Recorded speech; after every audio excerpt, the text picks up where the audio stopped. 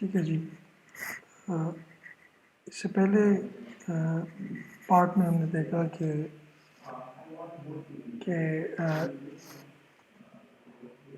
Android क्यों हम select करते हैं among the available available mobile platforms, ठीक है, जिसमें iOS। तो वहाँ पे हमने डिफरेंट स्टेट्स देखी और पे business advantages, technical advantages, opportunity जो स्टडी की और जैसे हम कुछ market share of the Android देखा और एंड्रॉयड जो स्मार्टफोन्स जो हैं एंड्रॉयड यूज़ करते हैं, ठीक है। तो उन स्मार्टफोन्स का मार्केट शेयर चेक किया, जिससे हम इस नतीजे पर पहुँचे कि Android is the dominant platform among all the available platforms, ठीक है। तो यही वजह है कि इस कोर्स का जो फोकस हमने रखा हुआ है वो हमने एंड्रॉयड ही रखा है, ठीक है। और फिर हमने साथ में ये भी देखा कि why Google has decided to adopt Java for Android. तो फिर वो जावा की जो एडवांटेजेस हैं वो हमने देखे। अभी इस लेक्चर में हम देखते हैं कि एंड्रॉयड का आर्किटेक्चर कैसा है। Since Android is an operating system और हर ऑपरेटिंग सिस्टम का अपना कोई आर्किटेक्चर होता है, तो हम देखेंगे कि कौन सा आर्किटेक्चर जो है वो एंड्रॉयड ने अडॉप्ट किया हुआ है। डेवलपर की कौन सी कम्युनिटी है जहाँ से हम असिस्टेंस और गाइडेंस ले सकते हैं। तो वो डिफरेंट प्लेटफॉर्म्स जो हमें गाइडेंस प्रोवाइड कर सकती हैं वो भी एक्सप्लोर करेंगे। उसके बाद कौन से टूल रिक्वायर्ड है, ठीक है, एंड्रॉयड डेवलपमेंट करने के लिए, ठीक है, और एंड्रॉयड एप्लीकेशन को स्मूथली रन करने के लिए किसी भी एंड्रॉयड प्लेटफॉर्म के ऊपर। उसके बाद आप लोगों ने सुना होगा कि एंड्रॉयड API लेवल और एंड्रॉयड वर्जन, तो दोनों में क्या डिफरेंस है और क्या फंक्शनलिटी है API की और क्या एंड्रॉयड OS की। तो उनमें डिफरेंस जो है वो देखेंगे। Okay, this is the structure of Android architecture, ठीक है। एक लेयर्ड स्ट्रक्चर है एंड्रॉयड ऑपरेटिंग सिस्टम का जो आर्किटेक्चर है। इसमें 4 मेजर लेयर्स हैं और 1 सब लेयर है with in the second layer. तो सबसे बॉटम पे जो लेयर है वो लिनक्स कर्नल होता है, ठीक है। एंड्रॉयड जो ऑपरेटिंग सिस्टम है, लेकिन इसका कर्नल जो है वो लिनक्स कर्नल है। And this kernel layer is responsible in order to efficiently communicate with the hardware, ठीक है। ऑपरेटिंग सिस्टम हार्डवेयर के ऊपर ही इंस्टॉल होता है, तो हार्डवेयर के डिफरेंट कंपोनेंट जैसे कैमरा हो गया, स्क्रीन हो गया, जैसे वाईफाई हो गया, ठीक है, जैसे ऑडियो स्पीकर्स हो गए, तो वो सारे उनको कैसे फंक्शनल बनाना है, ठीक है, उनको किस तरह यूज़ करना है और सॉफ्टवेयर से जो चीज़ें प्रोड्यूस हो रही है कैसे उनको चैनलाइज करके उनको डिज़ायर्ड चैनल पे ट्रांसफ़र करके इसकी हार्डवेयर मॉड्यूल की तरफ लेके जाना है। तो ये सारे जो डिसीजंस हैं, ठीक है, ये लिनक्स कर्नल ही मैनेज करता है और ये टास्क कर्नल के ही है। इसके ऊपर जो दूसरा लेयर है वो लाइब्रेरीज़ का है, ठीक है। तो कि लिनक्स 3.6 कर्नल यूज़ होता है, ठीक है, ये सारी बातें हमने कर दी। तो दूसरा लेयर है that is of libraries. So on top of Linux kernel there is a set of libraries including open source web browser engine, WebKit and well known library C library है C, ठीक है। तो ये libraries provide होती है ताकि अगर कोई प्रोग्राम इस लिनक्स के ऊपर इस OS के ऊपर जो एंड्रॉयड रन हो रहा हो और उसी में लगा हो तो ये लाइब्रेरीज सपोर्ट प्रोवाइड करें, ठीक है। और अगर हम ब्राउजिंग करना चाहें एंड्रॉयड प्लेटफॉर्म के ऊपर, तो ये एक ओपन सोर्स ब्राउज़र अवेलेबल होता है बाय डिफ़ॉल्ट। एसक्यूएलाइट डेटाबेस के लिए जो लाइब्रेरी रिक्वायर्ड है, ठीक है, कैसे हमने डेटा एंड्रॉयड प्लेटफॉर्म के ऊपर अगर यूज़र डेटा है तो वो कैसे स्टोर करना है, कौन सी टेक्नोलॉजी अंडर यूज़ होगी, ठीक है। तो उसके लिए जो रिक्वायर्ड लाइब्रेरीज हैं वो भी प्रोवाइडेड हैं इस लेयर के ऊपर। ऑडियो वीडियो के लिए लाइब्रेरीज जो हैं वो भी है, एसएसएल जो कि इंटरनेट सिक्योरिटी की लाइब्रेरी है, ठीक है, वो भी इस लेयर के ऊपर अवेलेबल होती है। ये कुछ जावा बेस्ड लाइब्रेरीज भी प्रोवाइड करता है जावा लेयर, जिसमें एंड्रॉयड व्यू हो गया, जैसे हम एंड्रॉयड प्रोग्राम स्टार्ट कर लेंगे तो ये लाइब्रेरीज उन्हें फिर देखेंगे, इनको इम्पोर्ट करेंगे, इनसे काम है, ठीक है। तो एंड्रॉयड व्यू एक है, एंड्रॉयड विजेट है, एंड्रॉयड वेब किट है। तो इस view is responsible, it is a fundamental building block of application user interface जो हम बनाते हैं अपने ऐप में, ठीक है, तो उनमें ये लाइब्रेरीज यूज़ होती है। तो ये लाइब्रेरीज ऑलरेडी अवेलेबल होती हैं एंड्रॉयड में, ताकि अगर किसी ऐप ने ये लाइब्रेरी यूज़ की हो, ठीक है, तो एंड्रॉयड जब उनको एग्जीक्यूट कर रहा है ऐप्स को, तो वो समझ सके कि इसका मतलब क्या है। और जो डिफरेंट आइकन्स हैं या विजेट्स हैं, ठीक है, उनको मैनेज करना, उनको हैंडल करने की जो लाइब्रेरी है वो एंड्रॉयड विजेट है।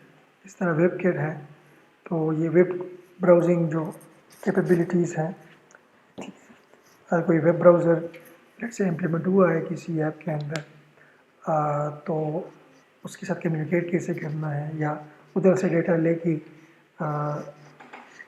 जो वेब ब्राउज़र है एंड्रॉयड प्लेटफॉर्म का, ठीक है, या एंड्रॉयड के ऊपर एक दूसरा एप्लीकेशन है जो वेब वाला काम करता है, तो कैसे कम्युनिकेट करवाना है इस ऐप का उस ब्राउज़र के साथ, तो ये लाइब्रेरीज वेब किट जो है ये फैसिलिटी प्रोवाइड करता है। ये सारी लाइब्रेरीज सेकेंड लेयर के ऊपर है, ठीक है। Now this is very important thing, इसको एक्सप्लोर करते हैं। Android run time, Android run time जो है, this section provides a key component called Dalvik virtual machine which is a kind of Java. अच्छा, अब जब भी किसी सिस्टम के ऊपर जावा रन करते हैं तो जावा डायरेक्टली सिस्टम के ऊपर रन नहीं होता, बल्कि जावा के साथ एक JVM आता है, ठीक है, उसको कहते हैं Java virtual machine. So it is the responsibility of JVM to play a role of a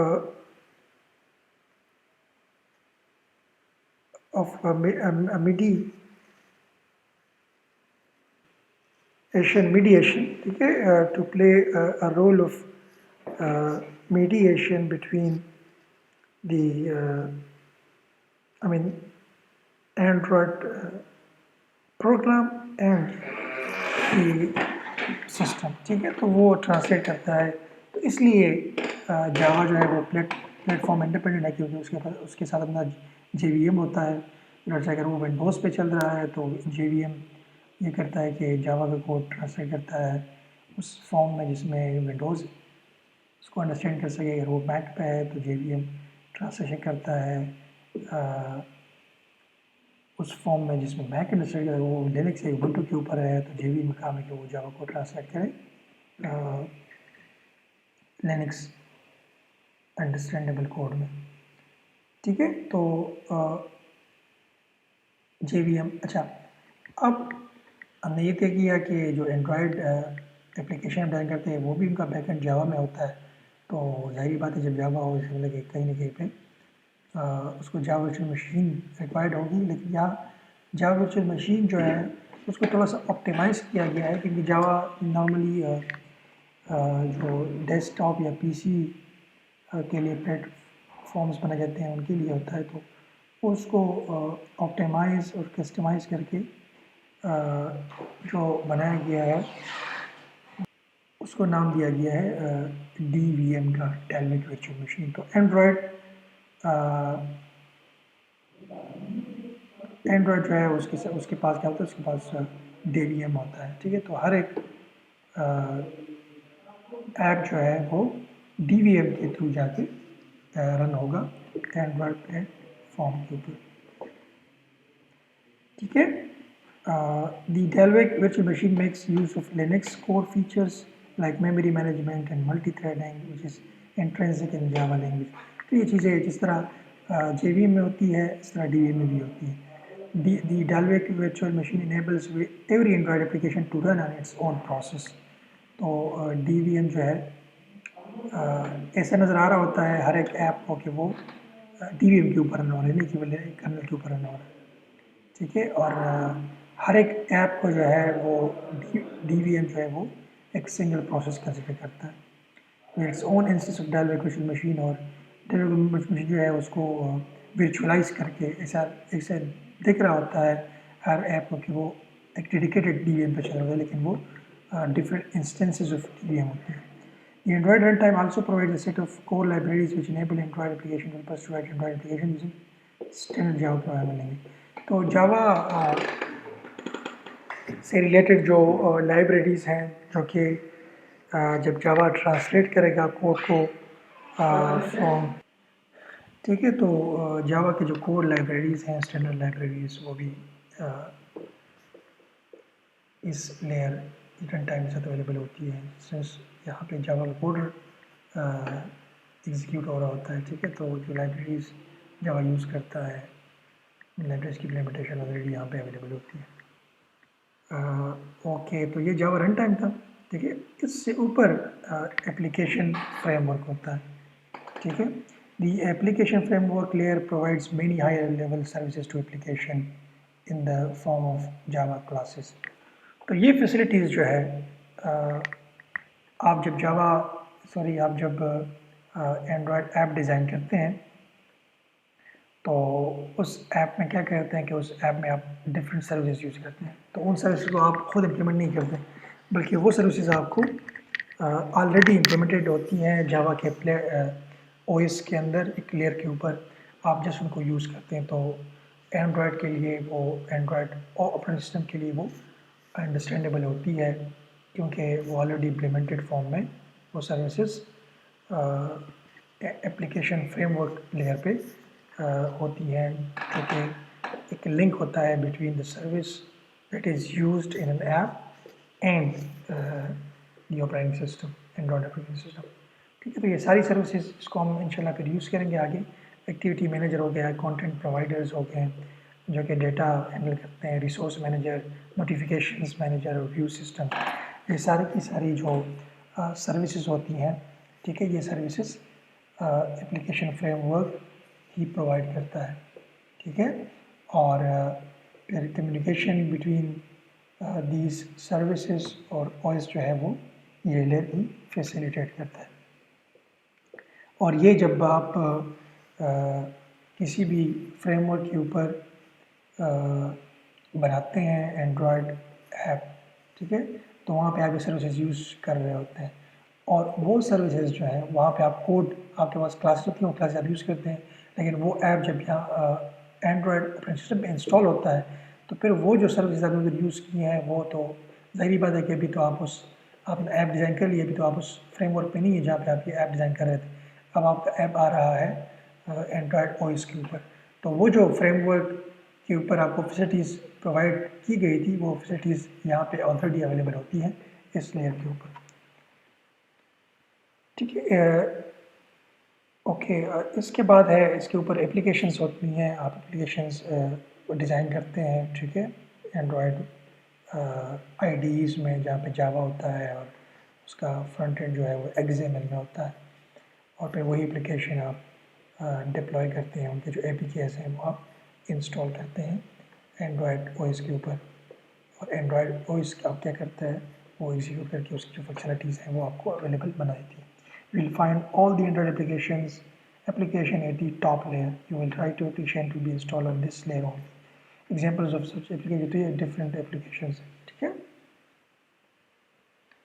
okay जी.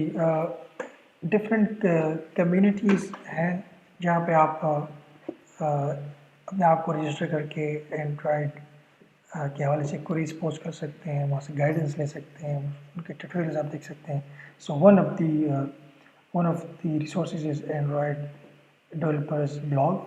इस लिंक पे आप जाएँ तो आपको बेताशा डॉक्यूमेंटेशन हर चीज़ के बारे में मिल जाएगी. provides a wealth of articles on Android development. Google Developer Training, Google I/O Code Labs, Android Testing Code Labs, and Google testing blog. तो ये 4-5 ऐसे प्लेटफॉर्म्स हैं, ठीक है, जहाँ पे आप अपने आप रजिस्टर करें या कुछ भी रजिस्ट्रेशन की ज़रूरत ही नहीं होती है, तो वहाँ पे जाके आप